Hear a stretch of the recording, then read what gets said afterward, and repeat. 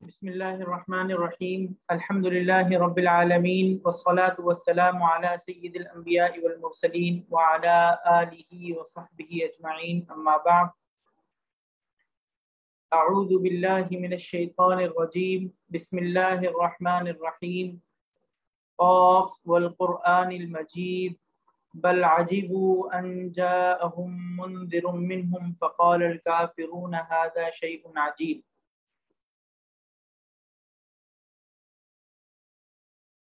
آج 29ویں شب ہے، ماہ رمضان اب تقریباً مکمل ہونے کو ہے اور آخری طاق رات ہے۔ اللہ رب العزت سے التجا ہے، دعا ہے کہ اللہ تعالیٰ اس ماہ رمضان کو ہم سب کی مغفرت کا سبب بنا دے اور ہمیں ان لوگوں میں شامل فرما دے جن لوگوں کو اللہ تعالیٰ نے اس ماہ رمضان میں معاف کر دیا، اور ان لوگوں میں اللہ تعالیٰ ہمارا شمار نہ فرمائے جن کی اس ماہ رمضان میں عبادت کے باوجود مغفرت نہ ہو سکی، آمین۔ گزشتہ کل اللہ رب العزت کی توفیق سے سورۃ الحجرات تک کے مضامین کا خلاصہ اور مختصر مضامین آپ حضرات کی خدمت میں پیش کر دیے تھے۔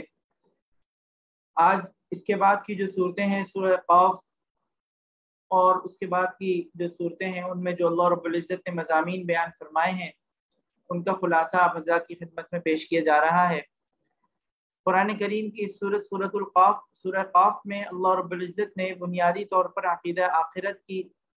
اور موت کے برحق ہونے کی اور مرنے کے بعد اٹھائے جانے کے عقیدے کا تکرار فرمایا ہے، اور مشرکین مکہ جو کہ اس عقیدے کے منکر تھے اور بات بے بات پر یہ کہا کرتے تھے کہ کیا جب ہم مٹی ہو جائیں گے اور بوسیدہ ہڈیوں میں تبدیل ہو جائیں گے کیا ہم اس کے بعد ہم دوبارہ اٹھائے جائیں گے؟ قرآن کریم کی یہ آیات، اللہ رب العزت ان آیات میں اس بات کی تلقین فرما رہے ہیں کہ ہمیں اس بات کو مستحضر رکھنا چاہیے کہ قیامت کے قیامت کے دن تمام انسانوں کو اللہ رب العزت دوبارہ اٹھائیں گے، اور دوبارہ اٹھانے کے بعد ان کو دوبارہ اللہ رب العزت زندہ فرما دیں گے، اور زندہ کیے جانے کے بعد ان کا حساب ہوگا اور ان کو اپنے تمام اعمال کا جو انہوں نے اس دنیا میں کیے حساب دینا ہوگا۔ قرآن کریم کی ان آیات میں اللہ رب العزت نے آخرت کی منظر کشی بھی فرمائی ہے، اپنی ان نعمتوں کا جن کا تعلق نباتات سے ہے، باغات سے ہے، اس تمثیل کے ساتھ اللہ رب العزت نے ذکر فرمایا ہے جیسے ایک مردار زمین سے، بنجر زمین سے غلہ اگانے کے اوپر اللہ تعالیٰ قادر ہیں، اسی طریقے سے ایک انسان کو اس دنیا سے مر جانے کے بعد اور اس کے بوسیدہ ہو جانے کے بعد بھی اللہ تعالیٰ دوبارہ اٹھائے جانے کے اوپر قادر ہیں۔ قرآن کریم کی ان آیات میں اللہ رب العزت نے ان کفار کے جو کہ آخرت کے اندر اللہ رب العزت کی بارگاہ میں حاضر ہوں گے اور حساب کتاب کے اندر ناکام ہوں گے، اللہ رب العزت نے ان کے انجام کا عبرت کے لیے ان کے انجام کا قرآن کریم کی آیات میں تذکرہ فرمایا ہے، اور وہ متقین جو کہ آخرت میں اللہ رب العزت کی بارگاہ میں حاضر ہوں گے اور کامیاب ہوں گے، اللہ تعالیٰ نے ان کے انعامات کا بھی تذکرہ فرمایا ہے اور جنت کا تذکرہ فرمایا ہے۔ اس حصے میں اہمیت کے ساتھ اللہ رب العزت نے یہ بات بیان فرمائی ہے کہ قرآن کریم سے نصیحت حاصل کرنے والے وہ لوگ ہیں جو کہ ان فی ذلک لذکری لمن کان لہ قلب او القی السمع وہو شہید، قرآن کریم میں اس شخص کے لیے بڑی نصیحت کا سامان ہے جس کے پاس دل ہو، حاضر دماغ بن کر کان دھرے، یعنی جو شخص توجہ کے ساتھ قرآن کریم سے نصیحت حاصل کرنے کا ارادہ کرے، اللہ رب العزت کی طرف سے اس کو قرآن کریم میں نصیحت ضرور ملتی ہے، اور کسی بھی طور پر وہ اس نصیحت سے اور ہدایت سے محروم نہیں رہ پاتا، اس لیے کہ قرآن کریم کی حقانیت کی دلیل یہ ہے، اور ان کہ جب بھی کوئی شخص اس سے نصیحت حاصل کرنے کی کوشش کرتا ہے اللہ تعالیٰ اس کو ضرور اس سے ہدایت عطا فرماتے ہیں۔ البتہ جو شخص عناد کی وجہ سے، اپنی ضد کی وجہ سے اس سے اپنے آپ کو دور بھگا لے تو اس کی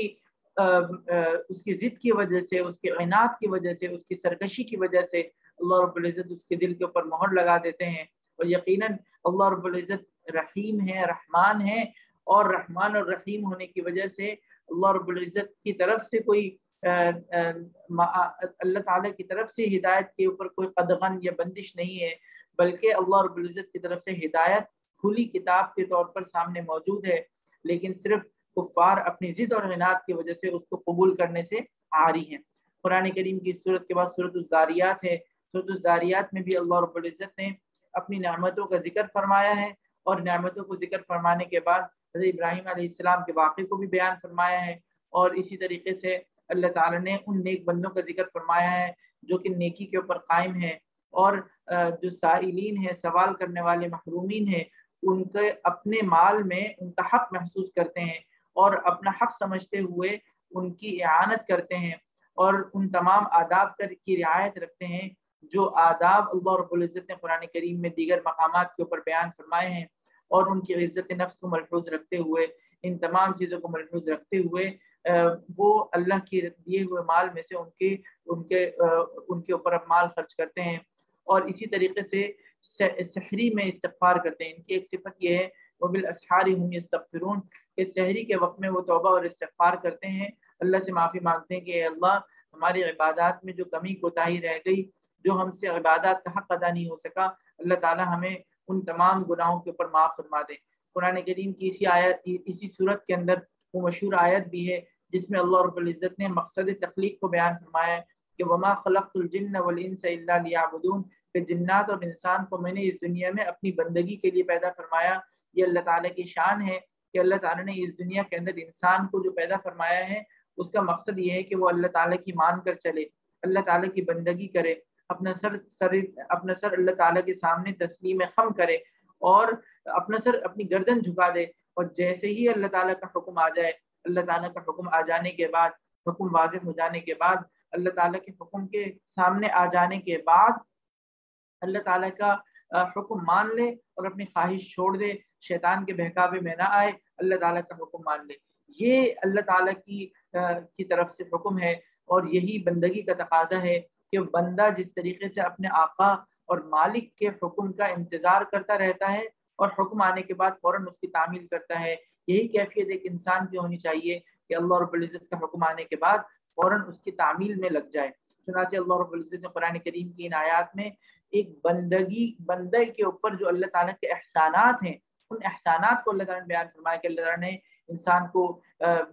آسمان، زمین اور اسی طریقے سے رزق کی نعمتیں، وہ بے شمار وہ نعمتیں جو ہر لمحہ انسان کے جس میں انسان ڈوبا ہوا ہے، جو انسان کے اوپر بارش کی طرح وہ نعمتیں برس رہی ہیں، اللہ رب العزت نے ان نعمتوں کو بیان فرمایا، اور ان نعمتوں کو بیان فرمانے کے بعد ان جنات اور انسان کو اس بات کا حکم دیا کہ وہ ہر لمحے اللہ تعالیٰ کی مستقل بندگی میں لگے رہیں اور کسی بھی طور پر اللہ تعالیٰ کی بندگی کو نہ بھولیں۔ قرآن کریم کی ان آیات میں اللہ رب العزت نے، اس کے بعد سورۃ الطور ہے، سورۃ الطور میں اللہ رب العزت نے اس بات کو بیان فرمایا ہے، قسمیہ جملے ابتداء ارشاد فرمائے اور نازل فرمائے، اور اس کے بعد یہ فرمایا کہ جو مجرمین ہیں،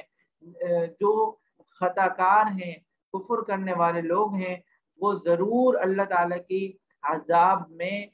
مبتلا ہوں گے۔ اور قرآن کریم کی آیات میں اللہ رب العزت نے متقین کا بھی استثناء فرمایا کہ اس عذاب میں جو کفار واقع ہوں گے وہ اس وقت اپنی آنکھوں سے مشاہدہ کر لیں گے کہ اللہ رب العزت کی طرف سے جو وعدہ کیا گیا تھا وہ وعدہ برحق تھا، اور اللہ تعالیٰ نے اپنے وعدے کو پورا فرما دیا۔ اور ان متقین کا ذکر فرمایا، اور ذکر فرمانے کے بعد ایک اور انعام یہاں پر بیان فرمایا، وہ یہ بیان فرمایا کہ اللہ تعالیٰ جن لوگوں کو جنت میں داخل فرمائیں گے، اللہ تعالیٰ ان کی ذریتوں کو اور ان کی اولاد کو بھی ان کی کامیابی کی بدولت اللہ تعالیٰ ان کے ساتھ ملا دیں گے۔ والذین آمنوا واتبعتهم ذریتهم بإیمان الحقنا بهم ذریتهم۔ چنانچہ اللہ تعالیٰ نے یہ انعام فرما دیا کہ وہ لوگ جو ایمان لائے اور ان کی اولاد نے بھی ایمان میں ان کی پیروی کی ہے، تو ان کی اولاد کو ہم انہی کے ساتھ شامل کر دیں گے اور ان کے عمل میں سے کسی چیز کی کمی نہیں کریں گے۔ یہ اللہ رب العزت کی طرف سے ایک انعام ہے، ایک احسان ہے کہ اللہ تعالیٰ ان ایمان والوں کو قیامت کے روز ان کی کامیابی کے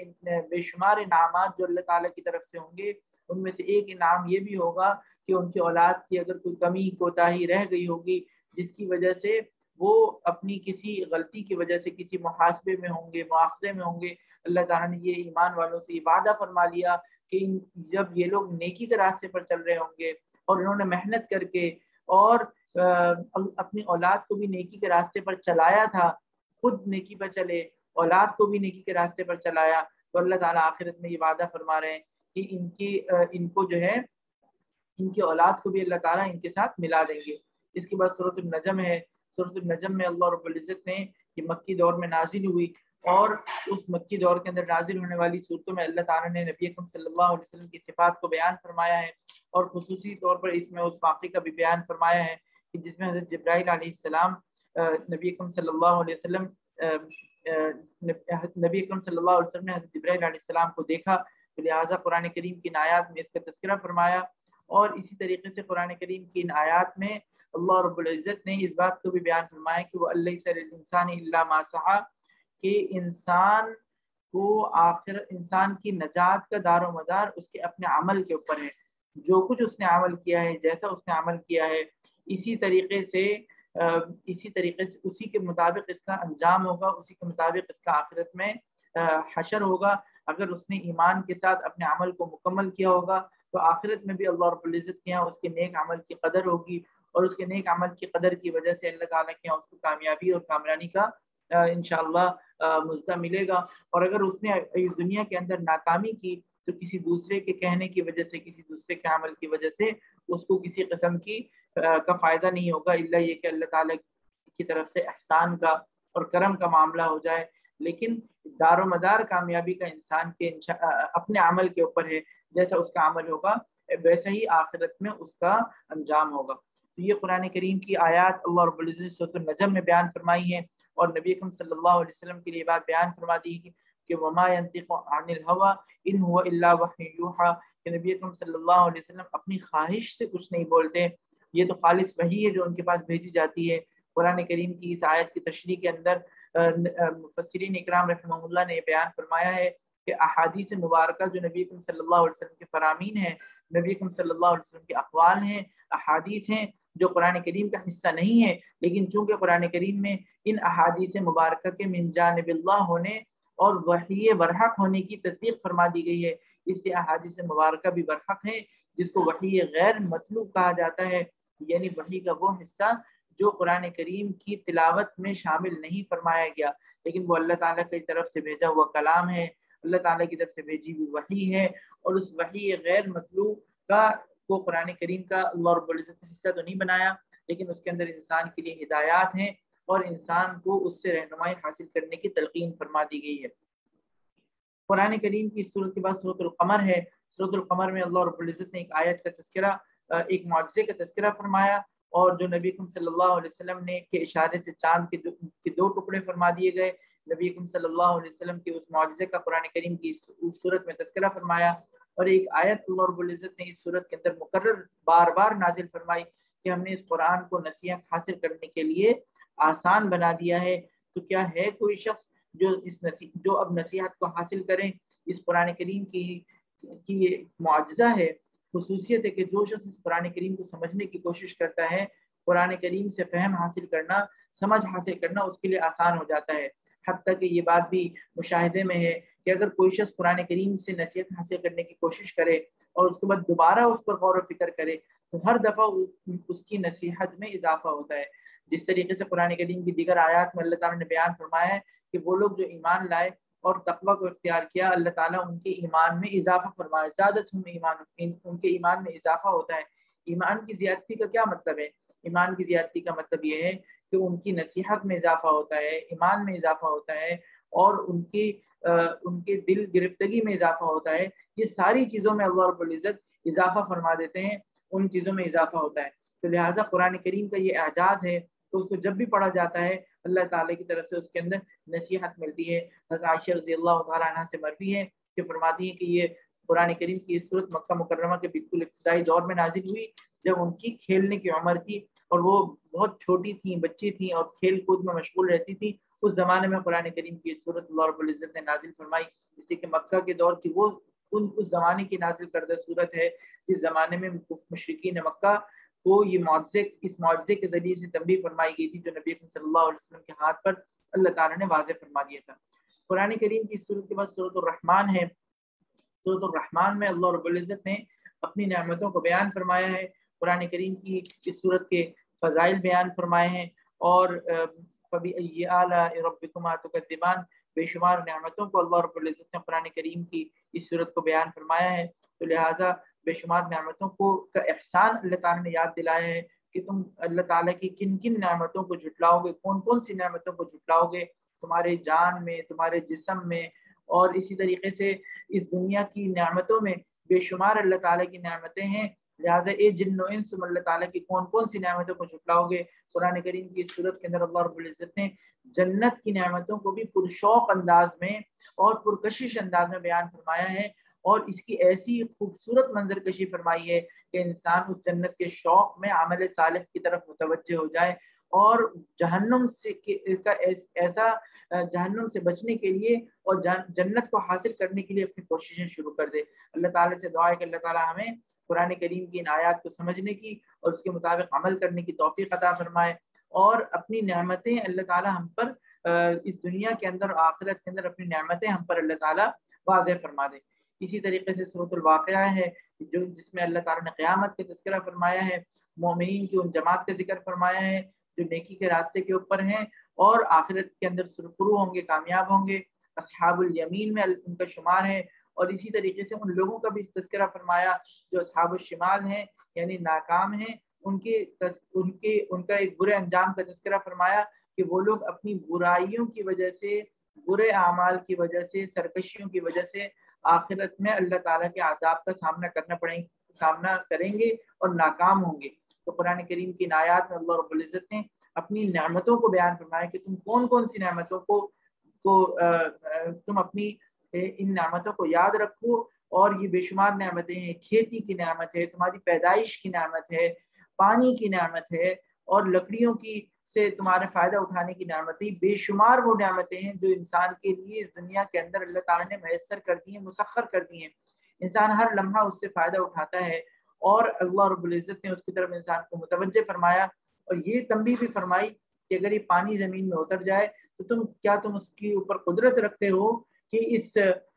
اس پانی کو حاصل کر سکو؟ اگر اناج زمین سے نہ اگے تو تم کیسے تم کیسے کیا قدرت رکھتے ہو کہ اس اناج کو تم اس زمین سے اگا سکو؟ یہ اللہ رب العزت ہی کی قدرت کاملہ ہے کہ اللہ تعالیٰ نے اس زمین کی خصوصیات کو، پانی کو انسان کے لیے میسر کر دیا ہے، اور انسان کے فائدے کے لیے ایسے اس کے راستے بنا دیے ہیں کہ انسان آسانی کے ساتھ اس تک دسترس بھی حاصل کر سکتا ہے اور اس کو اپنے فائدے میں استعمال بھی کر سکتا ہے۔ لہٰذا انسان کو چاہیے کہ وہ اپنی اعمال کی اصلاح کرے، برائی کے راستے کو چھوڑے اور نیکی کے راستے کے اوپر آ جائے۔ اس کے بعد اس سپارے کے آخر میں سورۃ الحدید ہے۔ اس سورت کے اندر اللہ رب العزت نے جہاد کی اجازت مرحمت فرمائی ہے، اس لیے کہ مکہ مکرمہ کے دور میں نبی اکرم صلی اللہ علیہ وسلم کو جہاد کی، قتال کی، مشرکین کی طرف سے پیش آنے والی تکلیفوں کا جواب دینے کی اجازت نہیں مرحمت فرمائی گئی تھی، بلکہ مستقل صبر کی تلقین فرمائی جا رہی تھی، اور یہ حکم دیا جا رہا تھا کہ آپ صبر کریں، درگزر کریں، صبر کریں، درگزر کریں، صبر کریں، درگزر کریں۔ تو لہٰذا جب مدینہ منورہ کے اندر مسلمانوں کی جماعت بن گئی اور مسلمانوں کی جماعت مضبوط ہو گئی اور ایک نظم کی شکل بن گئی، تو اللہ رب العزت کی طرف سے حکم آیا کہ اب ان لوگوں سے ایک فیصلہ کن معرکہ، لہٰذا دوسرے مقامات کے اوپر غزوہ بدر کے واقعات بھی بیان فرمائے گئے، دیگر غزوات کے واقعات بھی قرآن کریم کے دیگر حصوں میں بیان ہوئے، لہٰذا یہ جو حکم بیان ہوا قرآن کریم کی صورت میں بھی بیان ہوا، جس سے مفسرین اکرام رحمہ اللہ نے فرمایا کہ یہ صورت مدینہ منورہ میں نازل ہوئی کیونکہ نبی اکرم صلی اللہ علیہ وسلم پر اس صورت میں یہ حکم نازل ہوا کہ آپ ان کے ساتھ قتال کریں، جہاد کریں۔ قرآن کریم کی اس صورت کے اندر اللہ رب العزت نے اہمیت کے ساتھ اس بات کو بیان فرمایا کہ انسان کو چاہیے کہ یاد رکھے کہ دنیا کا ساز و سامان انسان کے لیے کھیل کود کے سامان کی طرح ہے۔ جس طریقے سے کھیل کود کی چیزیں انسان کے لیے ناپائیدار ہوتی ہیں اور اس کے کھیل کود کی چیزوں میں انسان کا شوق عارضی ہوتا ہے، ایسے ہی اس دنیا کی جتنی بھی چیزیں ہیں، جتنے بھی وسائل ہیں، جتنے بھی اسباب ہیں، اس میں انسان کا جتنا بھی دل لگ رہا ہوتا ہے وہ ایک عارضی شوق ہوتا ہے، وہ ایک ناپائیدار ہوتا ہے، اور اصل حقیقت جو پائیدار زندگی ہے وہ آخرت کی زندگی ہے۔ چنانچہ اس کو مثال کے ساتھ قرآن کریم کی صورت کے اندر اللہ رب العزت نے فرمایا اور اس دنیا کی زندگی کو دھوکے کا سامان قرار دیا۔ دھوکے کا سامان یہ ہے کہ اس دنیا کے ساز و سامان میں مشغول ہو کر انسان کو آخرت سے غفلت کا دھوکہ لگ جاتا ہے اور انسان اس میں ایسا دل لگا لیتا ہے کہ اس میں دل لگ جانے کی وجہ سے انسان آخرت سے غافل ہو جاتا ہے، حلال حرام کی تمیز بھول جاتا ہے، اللہ تعالیٰ کے احکامات کی تعمیل سے غافل ہو جاتا ہے۔ تو اس لیے اس دنیا کے اسباب کو، زندگی کو اللہ رب العزت نے دھوکے کا سامان قرار دیا ہے، اور انسان کو یہ فرمایا کہ بہتر لوگ وہ ہیں جو گناہوں سے بچتے ہیں، تقوی کو اختیار کرتے ہیں۔ چنانچہ ان کے انجام کا بھی، آخرت کے انجام کا بھی ذکر فرمایا کہ جب یہ لوگ آخرت میں اللہ رب العزت کی بارگاہ میں حاضر ہوں گے تو ان کو ایک نور ملے گا، اللہ تعالیٰ کی طرف سے خوشخبری ملے گی، اور وہ اس نور کے سہارے اور اس خوشخبری کے سہارے سعادت کو سمجھتے ہوئے کامیابی کے راستے کے اوپر چلیں گے اور جنت میں داخل ہو جائیں گے۔ اور وہ لوگ جو منافق ہیں، برائیوں کے اوپر ہیں اور اس دنیا کے اندر نیکی کے راستے کے اوپر نہیں ہیں، وہ ان سے کہیں گے کہ ذرا اپنے نور سے ہمیں بھی ذرا مستفید کرو، اس نور سے ہمیں بھی ذرا روشنی دو، تاکہ ہماری جو اندھیریاں ہیں وہ بھی کم ہو۔ تو قیامت کے روز ان کو اس سے کوئی فائدہ اٹھانے کا موقع نہیں دیا جائے گا۔ یہ تمام مضامین، منظر کشی، آخرت کے منظر کشی اللہ رب العزت نے قرآن کریم کی صورت کے اندر اور دیگر مقامات کے اوپر بیان فرما دی ہے، تاکہ ایک مومن متوجہ ہو جائے، متنبہ ہو جائے، اور اپنی غفلت والی زندگی کو چھوڑ کر ایک اللہ تعالیٰ کی طرف متوجہ ہو جائے، غفلت والی زندگی کو چھوڑ دے اور اطاعت والی زندگی کی طرف آ جائے۔ اللہ تعالیٰ سے دعا ہے کہ اللہ تعالیٰ ہمیں تقوی نصیب فرما دے اور ہمارے دلوں کو اپنی عبادت کی طرف اللہ تعالیٰ متوجہ فرما دے۔ آمین آمین یا رب العالمین۔ یہ لیلۃ القدر کی اور طاق راتوں کی جو آخری رات ہے، ہمیں خصوصیت کے ساتھ اس رات کو قیمتی بنانا چاہیے اور اللہ تعالیٰ کی عبادت کی طرف متوجہ ہونا چاہیے، بالکل اسی طریقے سے جس طریقے سے اس دنیا کی فوائد کو حاصل کرنے کے لیے ہم پوری تن من دھن کی بازی لگا لیتے ہیں، اسی طریقے سے ہم پوری کوشش کر کے اس آخرت کی تیاری کے لیے، مغفرت کو حاصل کرنے کے لیے، اللہ تعالیٰ کے ہاں اچھا مرتبہ حاصل کرنے کے لیے، جنت کو حاصل کرنے کے لیے خوب سے خوب کوشش کریں اور ان تمام لمحات کو قیمتی سے قیمتی تر بنا لیں۔ اللہ تعالیٰ سے دعا ہے کہ اللہ تعالیٰ ہم سب کو اس کی توفیق عطا فرما دے اور ہم سب کو اللہ تعالیٰ آخرت میں سرخرو فرما دے۔ آمین آمین یا رب العالمین۔ السلام علیکم ورحمۃ اللہ وبرکاتہ۔